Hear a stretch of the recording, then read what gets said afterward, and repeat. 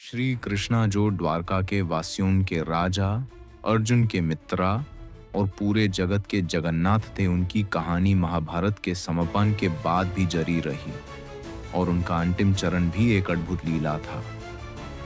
महाभारत युद्ध के बाद द्वारका नागरी में यदावा वंश के वीर लोग राज कर रहे थे, लेकिन उनमें अहंकार और मदिरा का प्रभाव बढ़ने लगा।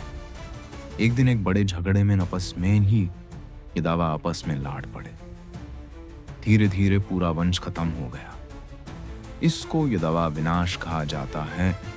इसके बाद श्री कृष्णा जी ने सब कुछ पृथ्वी पर छोड़कर वन में प्रवेश किया। वहां उन्होंने एक पीपाल के वृक्ष के नीचे शांत ध्यान लगाया। उनका हृदय बिल्कुल निर्मल था, जैसे वे अपना अंतिम समय जानते थे। तभी एक शिकारी जारा वहां आया। उसने दूर से कृष्णा जी के चरणों को हिरान समझ लिया और अपने बाण से तीर छोड़ दिया।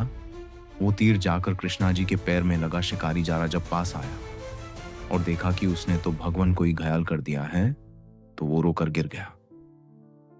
लेकिन कृष्णा जी मुस्कुराए और बोले, जारा तुम्हारा दोष नहीं है, ये तो मेरी लीला थी।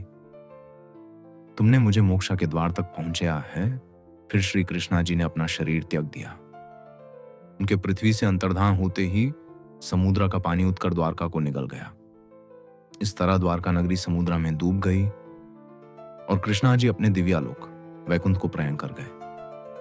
कृष्णा जी का अंतिम लीला हमें यह सिखाती है कि हर अवतार का पृथ्वी पर आना और जाना एक उद्देश्य के लिए होता है, और जब वो उद्देश्य पूरा हो जाता है तब भगवान अपनी लीला समाप्त करके अपने असली स्वरूप में लौट जाते हैं।